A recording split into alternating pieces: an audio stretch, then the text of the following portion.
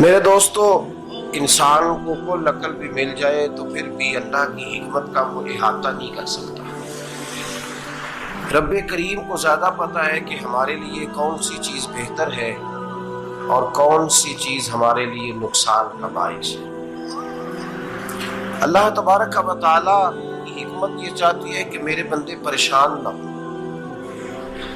رب یہ چاہتا ہے کہ میرے بندے کسی جگہ پہ بھی دقت اور پریشانی کا شکار نہ ہو، تو اللہ تبارک و تعالیٰ نے راہ اعتدال اختیار کرنے کا حکم ارشاد فرمایا کہ تم اعتدال کے رستوں پہ چلو، معتدل زندگی گزارو، افراط و تفریط سے بچو۔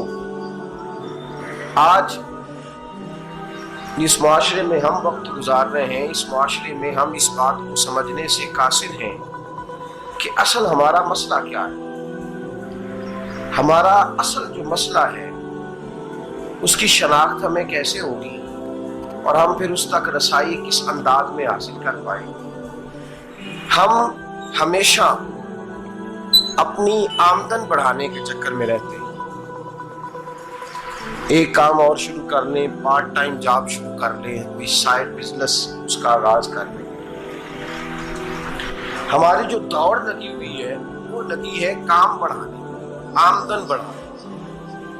حالانکہ اسلام ہمیں یہ کہتا ہے کہ تو آمدن بڑھانے کے چکر میں نہ پڑ، اصل بات یہ ہے کہ تو اپنے خرچے کنٹرول کر۔ تنگ انسان وہ نہیں ہوتا جس کی آمدن تھوڑی ہوتی۔ یہ توجہ کیجیے گا میری بات میں، یہ قیمتی بات ہے اور گفتگو ساری کا لب لباب ہے۔ تنگ بندہ وہ نہیں ہوتا جس کی آمدن تھوڑی ہوتی ہے، اصل پریشان وہ ہوتا ہے جس کے خرچے زیادہ ہوتے ہیں۔ اور ہمارا جو روزمرہ کا نقصان ہو رہا ہے وہ آمدن کے معاملات میں نہیں ہو رہا۔ بنیادی نقص جو واقعہ ہو رہا ہے وہ یہ ہے کہ ہمارے اخراجات زیادہ ہیں اور وہ اخراجات کسی اور نے نہیں بڑھائے، وہ خرچے ہم نے خود بڑھا لیے ہیں اور اب ہمیں اس کا نقصان بھگتنا پڑ رہا ہے۔ اور اگر آپ صحیح معنوں میں ٹٹولیں تو جو بہت امیر لوگ ہیں وہ تو ان خرچوں سے بچ گئے۔ میں نے بہت سارے ایسے خدمات میں شرکت کی ہے، میں بہت ساری ایسی جگہوں پہ گیا ہوں کہ جہاں لوگوں نے بڑا مختصر سا ختم دلایا ہے تو ہو گیا ہے ختم۔ ختم کے معاملے میں کب کسی نے پابندی لگائی ہے کہ اس میں 200 آدمی شریک ہوگا تو تب یہ سال ثواب صحیح ہو سکے گا؟ کون کہتا ہے؟ یا شادی کے موقع پر اگر سارے بہن بھائیوں کو نہ بلایا گیا تو میری شادی پایہ تکمیل تک نہیں پہنچے گی، اس میں برکت نہیں ہوگی، یہ کس نے فتویٰ دیا ہے؟ معتدل زندگی کا اسلام حکم دیتا ہے۔ میں پڑھ رہا تھا کہ ایک بہت بڑا صدر ہے، غالباً سوڈان کے صدر کی بات ہو رہی تھی، تو اپنے بیٹے کی بارات لے کے گیا تو 4 لوگ گئے ہیں بارات اور 15 لوگوں کا اس نے اہتمام کیا اپنے گھر میں کھانا کھانے کا۔ تو کیا شادی ہو گئی کہ رک گئی؟ تو بھائی راگ الاپتا اس بات کا کہ بڑی پریشانی ہے کہ سائیڈ بزنس شروع کیا جائے فلان جگہ فلان جگہ فلان جگہ، تو اصل معاملہ یہ ہے کہ پہلے ایک بندہ کماتا ہے تو پھر بھی گھر ہی چلتا ہے، پھر بڑا بیٹا ساتھ شامل ہوتا ہے تو پھر بھی گھر ہی چلتا ہے، پھر منجلا بیٹا شامل ہوتا ہے تو پھر بھی گھر ہی چلتا ہے۔ جو رونا دادا جی رویا کرتے تھے کہ بڑی مصیبت ہے، بڑی مشکل ہے، گاؤں میں رہ اکیلے ہوتے تھے اور وہ 5 بچوں کو اور 4 بچیوں کو وہ پالتے تھے، تو جو وہاں پریشانی تھی وہی آج پریشانی شہر میں آ کر پڑھ لکھ کر موٹی تنخواہ لے کر وہی پریشانی ہمیں ہے۔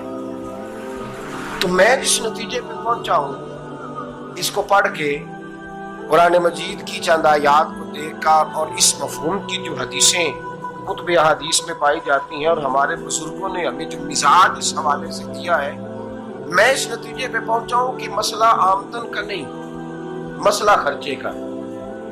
ہمارے خرچے بنیادی طور پر زیادہ، اور اگر پھر ہم زیادہ بوجھ خواتین پہ ڈالتے ہیں کہ وہ مطالبے زیادہ کرتی ہیں، اور اگر آپ مجھ سے پوچھیں تو خواتین کی بھی اگر کسی جگہ کوئی عادت خراب ہوتی ہے تو اس میں اصل کردار اس کا ہوتا ہے جو وہ عادت خراب تو کیوں اپنے گلے سے اتار کے آپ کسی کے گلے میں بات ڈالنے کے چکر میں ہیں؟ وہ خواتین کی طبیعت نہیں ایسی ہے، اصل بات یہ ہے کہ ہم نے عادت ڈالی ہے، ہم نے یہ مزاج ان کو دیا تو ان کا بنا ہے، نہ کیسے بن سکتا؟ تو اعتدال جب تک زندگی میں نہیں ہوتا، پانی پیاس بجھاتا ہے لیکن ایک گلاس ہی ہو تو پیاس بجھاتا ہے، بالٹی کو منہ کو لگائے گا تو کپڑے بھگو دے گا اس کے۔ حالانکہ پانی بری چیز کا نام نعمت ہے نا، بہت بڑی اللہ کی، لیکن پیالے میں ہی اچھا لگتا ہے۔ کوئی مٹکا منہ کو لگائے گا تو تانگ ہوگا، پیالہ ہی بہتر ہے اس کے لیے۔ تو میرے دوست، مٹکے سے بھی بعض اوقات کام چل جاتا ہے، لیکن اگر کوئی کہے نہیں مجھے دریا ہی چاہیے تو اس کا تو گھر بہ جائے گا، صاحب گھر بہ جائے گا اس کا۔ ہمیں دریا قابو کرنے کا موڈ بنایا ہوا ہے تو اس سے گھر بہا کرتے ہیں، اس سے گھر بنا نہیں کرتے۔ گھر پیالے سے پانی پینے سے بنتا ہے، اگر تو دریا پہ قبضہ کرنے کا موڈ بنائے گا تو گھر بنے گا نہیں، گھر بہ جائے گا۔ آگ نہ ہو تو کھانا پک نہیں سکتا، لیکن ہلکی آنچ سے کھانا پکتا ہے، اور اگر آنچ تیز کر دی جائے تو جی قرینے قیاس بات کر رہا ہوں، میں عقل سے ماورا نہیں کر رہا، قرینے قیاس سمجھانے کے لیے مثالیں دے رہا ہوں۔ ہلکی آنچ پہ کھانا پک جاتا ہے، اور آگ تیز ہو تو کھانا جل جاتا ہے۔ کھانا اتنی دیر کھانے کے قابل رہتا ہے جب تک وہ ہلکی آنچ پہ پکتا ہے۔ تو جتنی مرضی تو کہتا ہے نہیں میرا گزارا ہی نہیں، آگ تیز ہونی چاہیے، تو بھیا جل جائے گا، جل جائے گا۔ ہوا نہ ملے تو سانس نہیں آتی، ٹھیک ہے؟ آکسیجن نہ ہو تو سانس ہے، ہوا نہ چلے تو گزارا نہیں ہوتا۔ لیکن اگر تیز چلے نا، اگر تیز چلے تو آندھی اور طوفان بن جائے تو چھتیں گرا دیتی ہے، جانیں لے لیتی ہے۔ ہم ہیں طوفان کے چکر میں، ہم ہیں دریا کے چکر میں، ہم ہیں بڑے ناؤ کے چکر میں۔ تو میاں ہلکی آنچ ہی اچھی ہے، یاد رکھ۔